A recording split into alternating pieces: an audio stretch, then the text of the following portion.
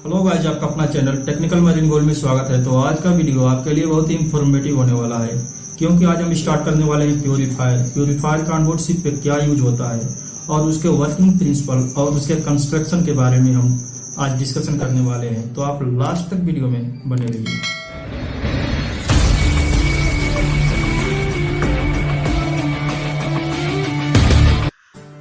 Today we will discussion about purifier. What is purifier? Purifier होती क्या है? जैसे कि हम जानते हैं फ्यूल ऑयल बंकरिंग होती है स्टोरेज टैंक में। Suppose that heavy fuel oil जिसमें कई प्रकार के इम्प्योरिटीज होती है, जैसे कि सॉलिड इम्प्योरिटीज, लिक्विड इम्प्योरिटीज। तो हम जान लेते हैं सॉलिड इम्प्योरिटीज में क्या क्या मिक्स होता है। तो solid impurities such as cut of fine which consists silica oxide and aluminium oxide। और दूसरा है liquid impurities such as water due to liquid impurities affect the compression of main engine, so main engine get decreased efficiency। Purifier how to work. जैसे कि हम जानते हैं storage tank में fuel आ जाता है जिसका टेम्परेचर 50 to 55 डिग्री सेल्सियस तक रहता है, और ये फ्यूल ऑयल ट्रांसफर पंप के द्वारा सेटलिंग टैंक में ट्रांसफर किया जाता है। यहाँ पे इसका temperature 70 degree Celsius to 80 degree Celsius तक रहता है। यहाँ पे जो भी सॉलिड इम्प्योरिटीज है वो बॉटम में एक्यूमुलेट हो जाती है बाय ग्रेविटेशनल मेथड के द्वारा, और उसके बाद हीटर से होते हुए प्यूरीफायर में इंटर हो जाता है।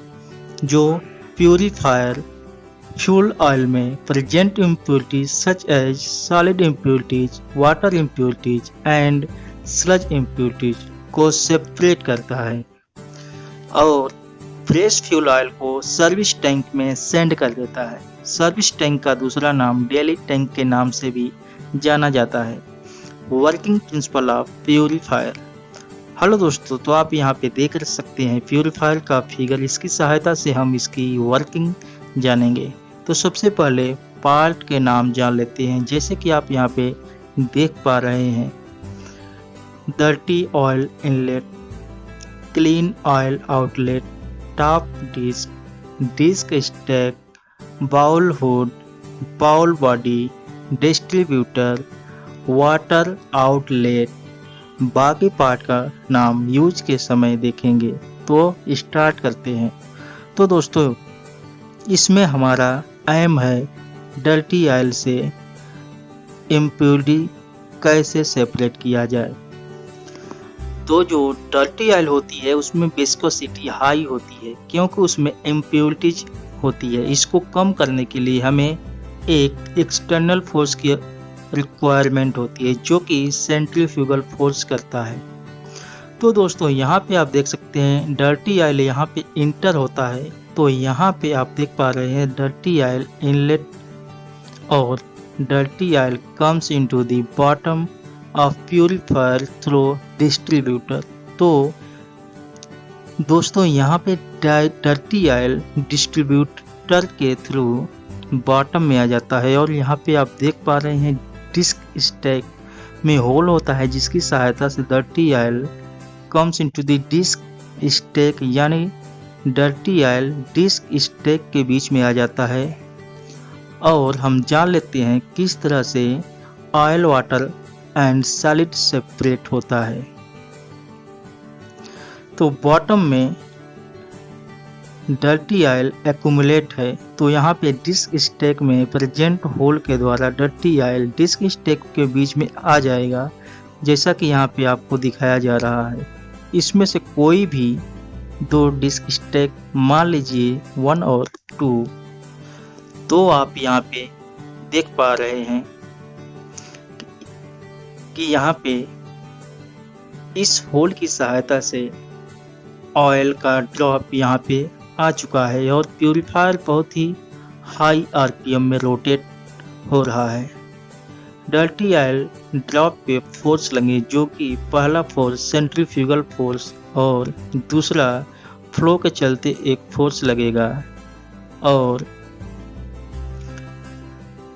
तीसरा लगेगा फोर्स ड्यू टू ग्रेविटी। इसका वेट बहुत कम होने के कारण ग्रेविटेशनल नेग्लिजिबल होगा। तो दोस्तों इसका रिजल्टेंट जो फोर्स होगा टॉप सरफेस पे स्ट्राइक करेगा और जैसे ही उसके टॉप सरफेस पे स्ट्राइक करेगा उसका वेलोसिटी 0 हो जाएगा, जिससे सॉलिड इम्प्यूरिटी स्लाइड होते हुए यहाँ पे आ जाएंगे और साथ में वाटर भी का ड्रॉप जो रहेगा वो भी साथ में चला आएगा और यहाँ पे आप क्लीन ऑयल का लेवल बढ़ने लगेगा, जो कि सेंट्रीपिटल पंप के थ्रू क्लीन ऑयल आउटलेट से बाहर सर्विस टैंक में आने लगेगा। लेकिन इससे पहले सवाल ये है कि सेंट्रीपिटल पंप कहाँ लोकेटेड होता है, तो हम जान लेते हैं। Centripetal pump clean oil outlet में लोकेटेड होता है। जैसा कि आप यहाँ पे देख पा रहे हैं, सेंट्रीपिटल पंप का main work kinetic energy convert into pressure energy, जिसकी सहायता से क्लीन ऑयल को सर्विस टैंक में ट्रांसफर किया जाता है। सेंट्रीपिटल पंप को ऑयल पेयरिंग डिस्क के नाम से भी जानते हैं। तो दोस्तों इसके बाद हम जान लेते हैं इंटरफेस क्या होता है। तो हम जान चुके हैं डिस्क स्टैक के सबसे लास्ट में जो सॉलिड या स्लज पार्टिकल, उससे पहले वाटर और उससे नज़दीक में क्लीन ऑयल प्रेजेंट रहता है। प्यूरीफायर के time clean oil and water की सेपरेशन लाइन ही इंटरफेस कहलाता है।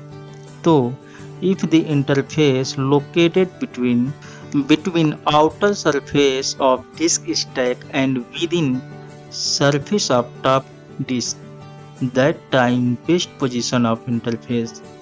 इस स्थिति में क्लीन ऑयल आउटलेट से प्योर आता रहेगा। यदि इंटरफेस डिस्क स्टैक की तरफ ज़्यादा आ जाएगा तो क्लीन ऑयल के साथ वाटर और स्लज का कंटेंट भी क्लीन ऑयल आउटलेट से आने लगेगा। और यदि interface shift to outer surface of top disc, that time also create a lot of problem such as water and sludge के से साथ क्लीन ऑयल भी आने लगेगा। इट मीन्स प्यूरीफायर ओवरफ्लो हो जाएगा। तो दोस्तों इंटरफेस को कैसे मेंटेन किया जाता है और कौन कौन सा फैक्टर इसको इफेक्ट करते हैं, तो हम जान लेते हैं। तो मोस्ट इम्पॉर्टेंट पार्ट है ग्रेविटी डिस्क। ग्रेविटी डिस्क के द्वारा हम इंटरफेस को मेंटेन करते हैं। यदि gravity disc too much large then interface will be shifted outward of top disc, vice versa. Gravity disk will be too small, then interface will be shifted inward of disk stack. So this situation both are create problem। तो दोस्तों better performance के लिए gravity disc को according to requirement of purifier set करते हैं। इसके अलावा specific gravity density viscosity increase होता है, फ्लो रेट इंक्रीज होता है और टेम्परेचर डिक्रीज होता है, तो इंटरफेस आउटवर्ड शिफ्ट हो जाता है। मीन्स इंटरफेस टॉप डिस्क के बाहर आ जाता है। और इसके विपरीत यदि specific gravity density viscosity decrease होता है और फ्लो रेट डिक्रीज होता है और टेम्परेचर इंक्रीज होता है, तो इंटरफेस डिस्क स्टैक के इनवर्ड शिफ्ट हो जाता है।